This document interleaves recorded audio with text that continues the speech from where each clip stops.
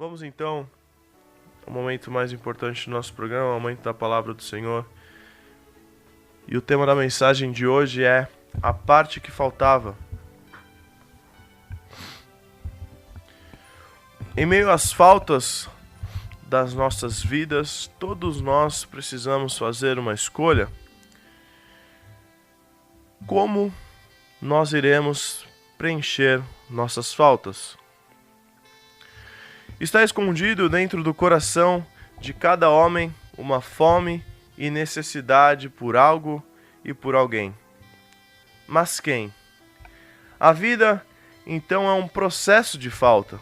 Uma hora nos falta alguém, tem horas que nos falta dinheiro, outra hora nos falta amor, tem horas que falta até aquela comida gostosa que a gente quer tanto no restaurante. Você foi no shopping e aquele sapato muito bonito que você gostou estava na promoção, mas falta bem o seu número na loja. Falta o abraço de compreensão. Tem horas que nos falta o cuidado. Tem horas que nos falta o tato, o contato físico. Uma hora temos o que queremos e conseguimos, mas apertamos demais e acabamos espantando amigos, sonhos, quando exageramos muito na dose. Como que nós temos preenchido as nossas faltas? Há escondido dentro de cada coração, no meu e no seu, uma fome e necessidade que nem sempre nós sabemos discernir o que é. Nós buscamos satisfação em muitas fontes, mas esse vazio permanece. O que acontece é que Deus colocou um vazio no meu e no seu coração na medida específica dele, no formato dele. E só existe uma maneira de nós conseguirmos preenchê-la. É na presença de Deus. Portanto, essa fome e essa necessidade e o vazio só serão satisfeitos com a adoração ao Senhor. O desejo e a necessidade de adorar a Deus foram introduzidos no homem na sua criação. Ele é um ser religioso por sua natureza e sempre buscará adoradores que possam adorá-lo em verdade, em espírito. Eu acredito que pessoas que sejam ateus não existem. A grande crise humana é que se o homem não adora o verdadeiro Deus, ele irá adorar um falso Deus, como por exemplo o Deus do seu ego, o Deus do sexo, o Deus do dinheiro, do prazer e de milhares de outras coisas ou pessoas que poderíamos intitular de falsos deuses na vida de tantas pessoas. Sabendo dessa inclinação do homem ao adorar, eu clamo todo dia: Senhor, não permita que nada possa substituir a minha adoração a Ti. Não permita, Senhor, que nada possa tomar o controle da minha vida senão a Ti. Todos nós, em meio a perdas e frustrações na caminhada, nos sentimos vazios. Às vezes nós até falamos: será que Deus realmente existe para me deixar passar por essa situação ou aquela situação? Será que eu estou fazendo a coisa certa, vindo para a igreja buscar a Deus, ouvindo a palavra de Deus? Então, crises existenciais e mentais que muitas vezes nos assombram no meio da nossa caminhada com Deus. O Salmo 73 diz assim: certamente Deus é bom para Israel, para os puros de coração. Quanto a mim, os meus pés quase tropeçaram, por pouco não escorreguei. Pois tive inveja dos arrogantes quando vi a prosperidade desses ímpios. Eles não passam por sofrimento e têm um corpo saudável e forte. Estão livres dos fardos de todos, não são atingidos por doenças como os outros homens. Por isso, o orgulho lhes serve de colar e se vestem de violência. Do seu íntimo brota a maldade, da sua mente transbordam maquinações. Eles zombam e falam de más intenções em sua arrogância, ameaçam com opressão. Com a boca arrogam a si os céus, e com a língua se apossam da terra. Por isso o seu povo se volta para eles e bebem suas palavras até saciar-se. Eles dizem: como saberá Deus? Terá conhecimento o Altíssimo? Assim são os ímpios, sempre despreocupados, aumentam suas riquezas. Certamente foi-me inútil manter puro o coração e lavar as mãos na inocência, pois o dia inteiro sou afligido, e todas as manhãs sou castigado. Se eu tivesse dito: falarei com eles, teria traído os teus filhos. Quando tentei entender tudo isso, achei muito difícil para mim. Até que entrei no santuário de Deus, e então compreendi o destino dos ímpios. Certamente os põe em terreno escorregadio e os faz cair na ruína. Como são destruídos de repente, completamente tomados de pavor. São como um sonho que se vai quando a gente acorda. Quando te levantares, Senhor, tu os farás desaparecer. Quando meu coração estava amargurado e no íntimo eu sentia inveja, agi como insensato e ignorante. Minha atitude para contigo era de um animal irracional. Contudo, sempre estou contigo. Tomas a minha mão direita e me sustém. Tu me diriges com o teu conselho e depois me receberá com honra. A quem tenho no céu senão a ti, e na terra nada mais desejo além de estar junto a ti. O meu corpo e o meu coração poderão fraquejar, mas Deus é a força do meu coração e a minha herança para sempre. Os que te abandonam, sem dúvida, perecerão. Tu destrói todos os infiéis, mas para mim, bom é estar perto de Deus. Fiz do soberano Senhor o meu refúgio. Proclamarei todos os teus feitos. Então esse salmo que eu acabei de ler conta a história de um homem de Deus chamado Asaf, que teve a oportunidade de estar ali ao lado do rei Davi. O rei Davi muito conhecido por você e por mim. E assim como o rei Davi, ele tinha a essência de um adorador. Alguém que compôs salmos que estão registrados na palavra de Deus, como por exemplo o Salmo 50, o Salmo 73 ao 83. Um homem que tinha muita comunhão com Deus, que verdadeiramente poderia falar: bom é Deus para com Israel. Então o rei Davi, nós vemos na história que colocou Asaf como líder do louvor, e ele tinha a responsabilidade de organizar o louvor no santuário de Deus, para que outros estivessem louvando a Deus 24 horas por dia. E se nós voltarmos em 1 Crônicas 16:37, veremos: então Davi deixou ali, diante da arca da aliança do Senhor, a Asaf e seus irmãos, para ministrarem continuamente perante a arca, segundo se ordenara para todo dia. Todos então ali conheciam Asaf como exemplo de caráter e compromisso com Deus. E o que impressiona, eu lendo toda essa história, juntando toda essa mensagem, são os números, pois só de levitas que tocavam instrumento eram 4.000 pessoas. 1 Crônicas 23:5 nós vemos: e 4.000 porteiros e 4.000 para louvarem ao Senhor com os instrumentos que eu fiz para o louvor, disse Davi. Neste número nós podemos ver o tamanho da responsabilidade sobre a vida de Asaf.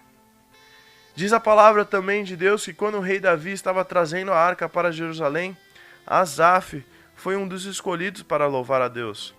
1 Crônicas 15:16-17 diz: e disse Davi aos chefes dos levitas que constituíssem de seus irmãos cantores, para que com instrumentos musicais, com alaudes, harpas e símbolos, se fizessem ouvir, levantando a voz com alegria. Designaram, pois, os levitas Aemã, filho de Joel, e dos seus irmãos Asaf, filho de Berequias, e dos filhos de Merirá, seus irmãos Etã, filho de Cusaiás. E também vemos Asaf louvando a Deus em símbolos. 1 Crônicas 15:19. E os cantores Emã, Asaf e Etã se faziam ouvir com símbolos de metal. 1 Crônicas 15:19.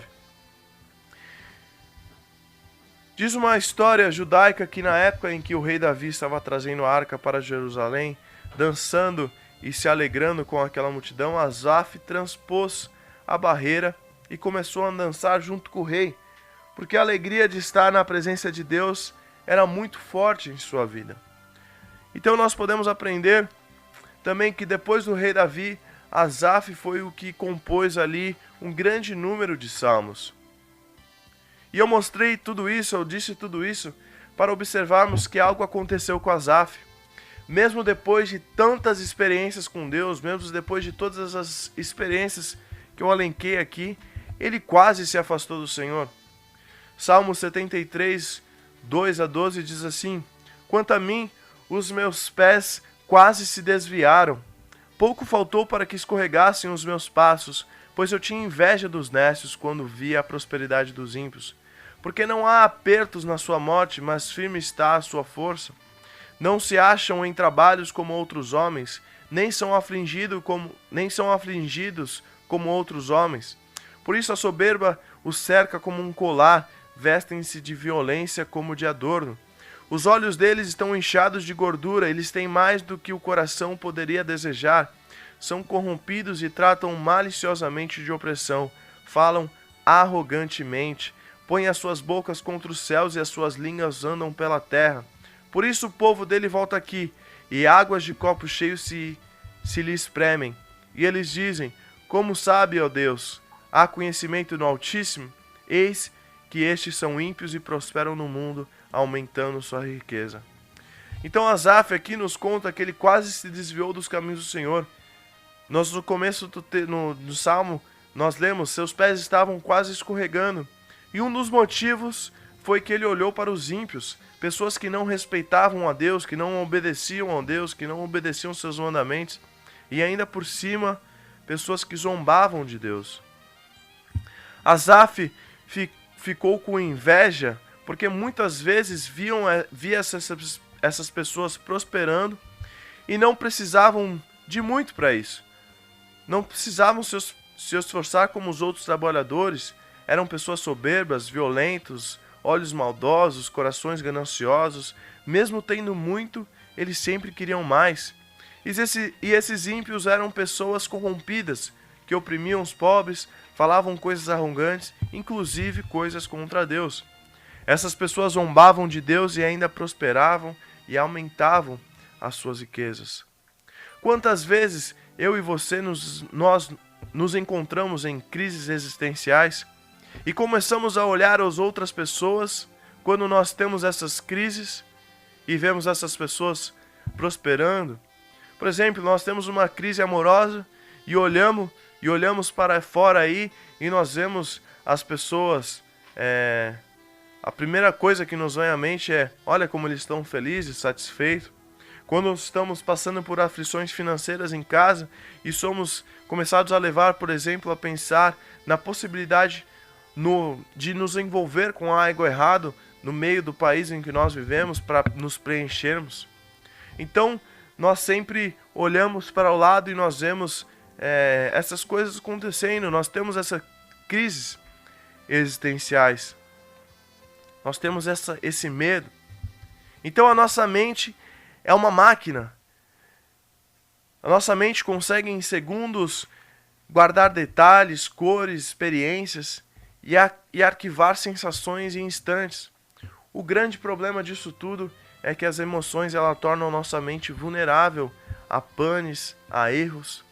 E para que esse índice diminua, para que isso diminua, precisamos gerir muito bem as nossas emoções, os nossos fracassos, preenchermos essas lacunas que inevitavelmente nos afetam, os nossos fantasmas mentais. E lendo um pouco mais sobre esses quadros, existem muitos quadros clínicos como depressão, quadros espirituais, mas como servimos a um Deus que cura o corpo e o espírito, nós nos atentaremos a algumas vertentes. Eu achei uma técnica aqui que um grande escritor, eu esqueci de pegar o nome dele, eu peço perdão, mas eu vou procurar e vou falar aqui o nome dele. Ele tem uma técnica DCD, diz assim: Duvide de todo sentimento de incapacidade da sua timidez, do seu complexo de inferioridade, de tudo que encarcera sua inteligência. Duvide que você não consegue vencer seu mau humor, sua insegurança, sua depressão, sua ansiedade, seu medo de percorrer os labirintos da sua vida e explorar novos espaços. Critique também todo pensamento negativo, toda ideia perturbadora, toda doença psíquica e toda passividade do eu. Um eu passivo será sempre um escravo. Depois de exercer a arte da dúvida, da crítica, você preparou o seu eu para ser forte e determinante. Determine ser feliz, ter tranquilidade e serenidade. Não peça para ser alegre. Determine contemplar a beleza do mundo e ser feliz, mesmo que tenha muitos defeitos e inúmeros problemas. Dê-lhe um choque de lucidez e direcione, pois há uma força em cada pessoa sendo utilizada. E agora, entrando no santuário de Deus, no Salmo 73 que nós já lemos, o verso 17 diz assim: até que entrei no santuário de Deus e então compreendi o destino dos ímpios. Asaf, ele não saía do santuário, mas ele diz aqui, quando eu entrei. E tem muitas pessoas que já entraram e saíram da igreja. Por exemplo, você pode estar dentro da igreja, mas a sua mente não está lá, o seu coração já saiu, as suas mãos já começaram a se lambuzar com coisas que os ímpios idolatram. Talvez as faltas da sua vida estejam te levando a olhar para fora da presença de Deus. Seus lábios já ficaram impuros, seus pensamentos estão contaminados.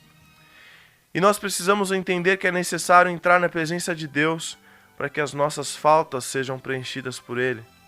Então aqui nós vemos que Asaf, ele reconhece que ele somente estava presente fisicamente, mas quando ele entra no santuário, é somente quando encontramos a sala do trono verdadeiramente. E o que isso tudo quer dizer? Nós devemos adorar a Deus em espírito e em verdade, com o Espírito Santo nos guiando e a palavra de Deus guiando o nosso pensar, ações. Colocar-se em espírito com o auxílio do Espírito Santo de Deus, na real presença de Deus constantemente, onde a consciência que passa a nos dominar é a consciência de Deus, preenchendo o meu e o seu vazio com a grandeza e as capacidades infinitas de Deus. Apocalipse 4, versículos 8 a 11 diz assim: os 4 seres viventes tinham cada um deles 6 asas e eram cheios de olhos, tanto ao redor como por baixo das asas. Dia e noite repetem sem cessar: Santo, Santo, Santo é o Senhor, o Deus Todo-Poderoso, que era e que é e que há de vir. Todas as vezes que os seres viventes dão glória, honra e graças àquele que está sentado no trono e que vive para todo sempre. Os 24 anciões se prostram diante daquele que está sentado no trono e adoram aquele que vive para todo sempre. Eles lançam as suas coroas diante do trono, dizem: Tu, Senhor e Deus nosso, é digno de receber a glória, a honra e o poder, porque criaste todas as coisas, e por tua vontade elas existem e foram criadas. Os 24 anciões ditos aqui são homens santos do Velho e do Novo Testamento que encontraram salvação em Jesus. Ali existe uma contínua adoração e nós, na terra, participamos dela. Não existe dúvida que quando aqui nos juntamos em adoração, o perfume dessa adoração é levado aos céus e há um eco na glória. Anjos se unem a nós, os homens santos de Deus se unem a nós, adorando em espírito e em verdade. E você pode ver isso em Hebreus 12, 22 depois. E quando eu vejo essa adoração a Deus, a visão de João e o que a palavra de Deus relata, vemos que estar em unidade com o que está acontecendo com os santos e os anjos de Deus nos trazem a certeza do que realmente nós somos criados para fazer. Quando, por exemplo, nós lemos o Salmo 150, Aleluia, louvem a Deus no seu santuário, louvem no seu poderoso firmamento, louvem-no pelos seus feitos poderosos, Louvem-no no segundo a imensidão de sua grandeza. Louvem-no ao som da trombeta. Louvem-no com a líria e a harpa. Louvem-no com tamborins e danças. Louvem-no com instrumentos de cordas e com flautas. Louvem-no com símbolos sonoros. Louvem-no com símbolos ressonantes. Tudo que tem vida, louve ao Senhor, aleluia. Isaías 43:7. Todo que é chamado pelo meu nome, a quem criei para a minha glória, a quem formei e fiz. Efésios 1:12. A fim de que nós, os que primeiro esperamos em Cristo, sejamos para louvor da sua glória. 1 Coríntios 10:31. Assim, quer vocês comam, bebam ou façam qualquer outra coisa, façam tudo para a glória de Deus. 1 Coríntios 6:20. Vocês foram comprados por alto preço, portanto, glorifiquem a Deus com o corpo de vocês. Meu irmão, minha irmã, nós só iremos superar as nossas faltas quando entendermos que aquilo que nascemos para fazer, ninguém pode nos roubar. Você pode ter abandonado a presença de Deus por falta de alguma coisa, por falta de dinheiro, por falta de status, por falta de pessoas, porque você tem trocado o propósito pelo seu desejo. Antes do dinheiro, do status, das coisas, satisfação, você adora, você adora, você adora. E reconhecendo a grandeza daquele que adoramos, encontramos nele a capacidade de nos preencher com aquilo que nós realmente precisamos. Quando reconhecemos que Deus é poderoso através da adoração, vemos que o que precisamos é fácil. Precisamos dele para resolver com a grandeza que ele tem. Asaf só reconheceu quando ele entrou na presença. Quando você entra na presença de Deus, ele te revela o que falta e te ajuda a preencher tudo isso. E eu vou te dar um exemplo. Falta de dinheiro. Quando você sofre por não ter onde cair duro e vê quantas necessidades você passa e está em constante adoração a Deus, ele começa a te mostrar que você é mais que um bolso vazio. Com o amor e o espírito que você tem sobre você, você consegue, mesmo com falta de dinheiro, mudar a história de ricos e pessoas com um poder aquisitivo melhor que você, porque o seu propósito não é ser rico, é adorar a Deus. E isso te preenche, te traz tranquilidade para saber que o Deus que você adora é o Deus que é o dono do ouro e da prata, que não deixa o justo mendigar o pão e que no tempo devido ele suprará todas as necessidades. Um adorador adora em todo tempo, mesmo sem um grupo chamado intercessão, sem instrumento, sem púlpito, adora em casa, no trabalho, na faculdade, na escola, na rua.